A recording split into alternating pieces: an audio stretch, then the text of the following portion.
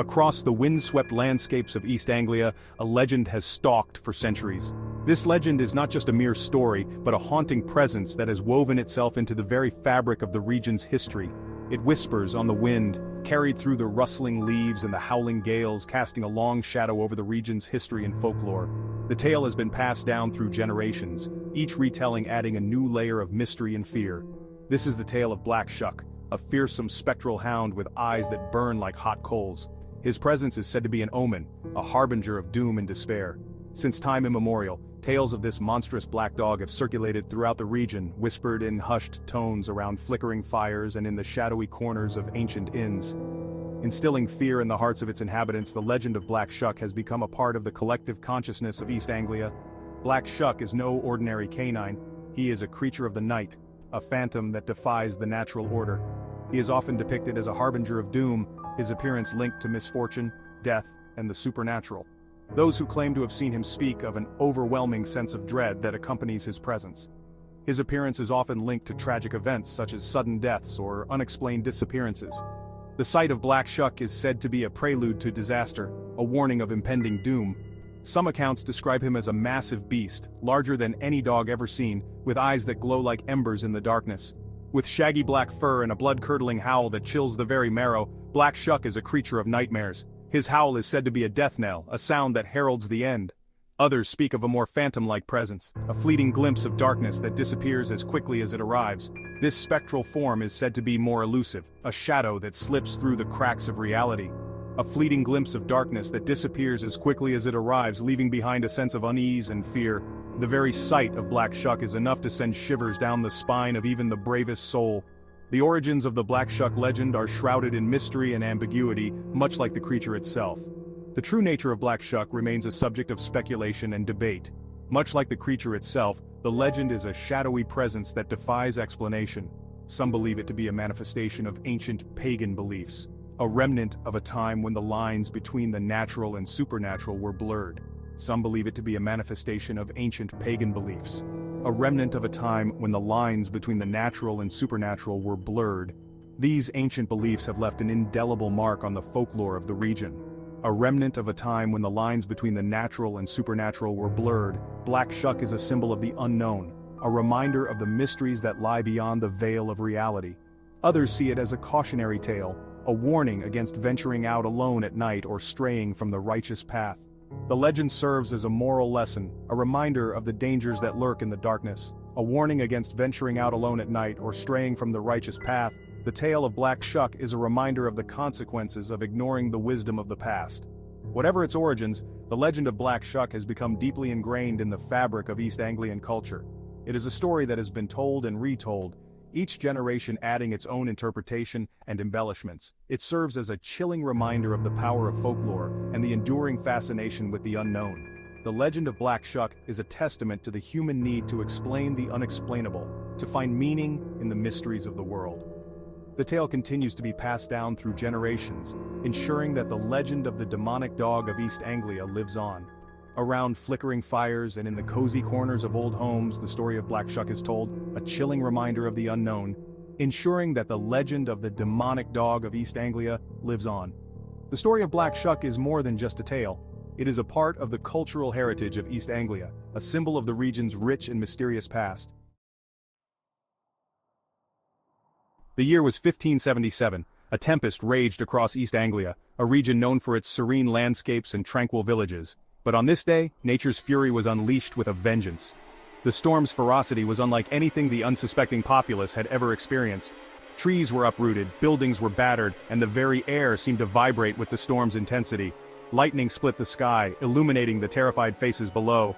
Each flash of light revealed the fear etched on the faces of those who dared to look up. Thunder roared, shaking the very foundations of the earth. The ground trembled, as if the heavens themselves were waging war against the world below. It was on this stormy August day that Black Shuck, the demonic dog of local legend, was said to have visited the Church of St. Mary's in Bungay. This was no ordinary storm, it was a harbinger of something far more sinister.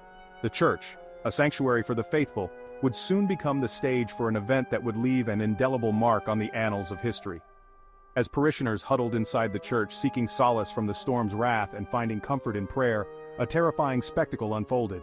The walls of the church, which had stood for centuries, seemed to close in as the storm's fury intensified.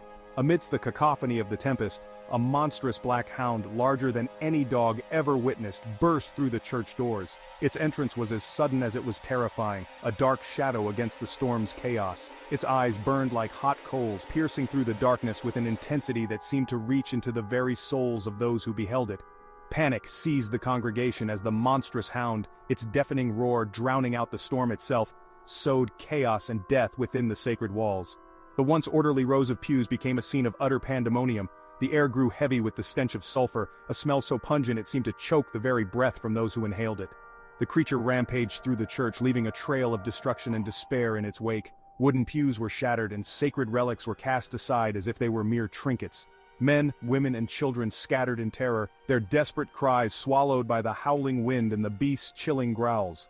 The church, once a place of refuge, had become a prison of fear. The very air crackled with an unholy energy, and the stench of brimstone filled the once sacred space. It was as if the gates of hell had opened, allowing this demonic entity to wreak havoc upon the earth.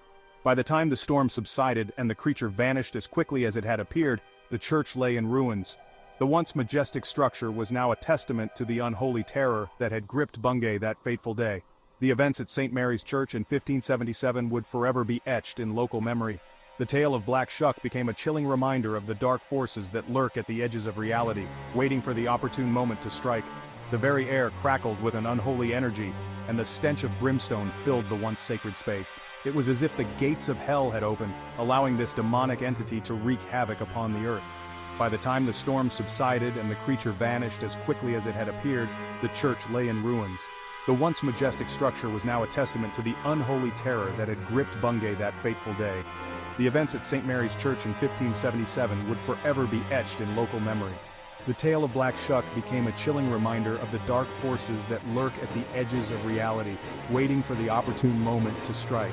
The events at St. Mary's Church in 1577 would forever be etched in local memory, a chilling reminder of the dark forces that lurk at the edges of reality. The legend of Black Shuck, the demonic dog, would be passed down through generations, a story told in hushed tones around flickering fires. It served as a warning, a tale of caution about the unknown and the unseen. The people of Bungay would never forget the terror that visited them on that stormy August day, a day when the line between the natural and the supernatural was irrevocably blurred. And so, the story of Black Shuck and the terror in the holy place remains a haunting chapter in the history of East Anglia, a region forever marked by the events of 1577. The church, now a ruin, stands as a silent witness to the horrors that unfolded within its walls, a monument to the enduring power of legend and the mysteries that lie just beyond the veil of our understanding. The aftermath of the Black Shuck's alleged attack on St. Mary's Church in Bungay was a scene of utter devastation and heartbreak. The once serene and sacred space had been transformed into a tableau of chaos and sorrow, a stark contrast to its former glory. The air, thick with the smell of damp wood and fear, seemed to cling to the skin of those who dared to enter. The scent of wet timber mingled with the acrid smell of something far more sinister, creating an atmosphere that was almost suffocating. The silence was punctuated by the sobs and wails of those who had lost loved ones. Their cries echoed through the hollowed-out remains of the church, each one a testament to the lives that had been irrevocably altered by the beast's rampage. Whispers of the event spread like wildfire through the terrified community, each retelling more harrowing than the last. The villagers spoke in hushed tones, their voices tinged with a mix of disbelief and dread as they recounted the horrors that had unfolded within the church walls. These whispers painted a grim picture of the creature's brutality, a nightmarish vision that seemed almost too horrific to be real. Yet the evidence of the beast's wrath was all too tangible, leaving no room for doubt. Among the victims were a man and a boy, their lives brutally cut short as they sought refuge within the church walls.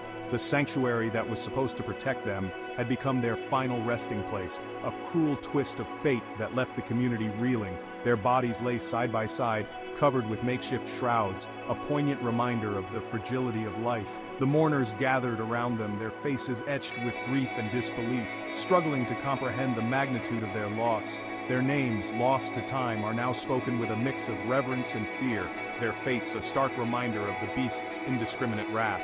The stories of their lives and deaths have become part of the local lore, passed down through generations as a cautionary tale.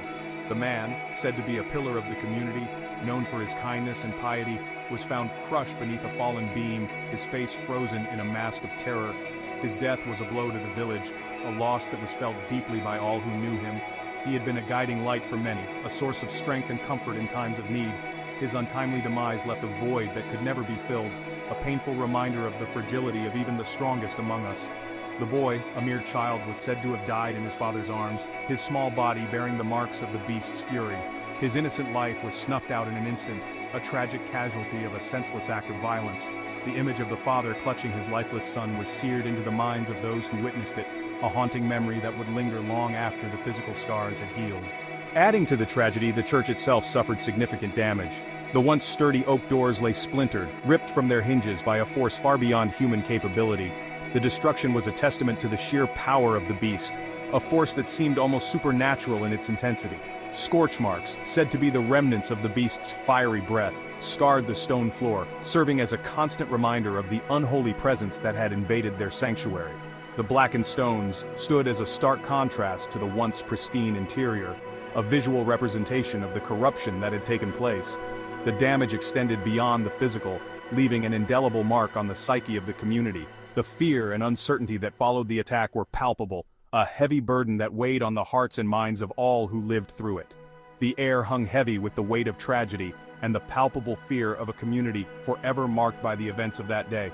The once vibrant village was now shrouded in a veil of sorrow, its people struggling to find a sense of normalcy in the wake of such devastation. The events at St. Mary's Church in 1577 would forever be etched in local memory, a chilling reminder of the dark forces that lurk at the edges of reality.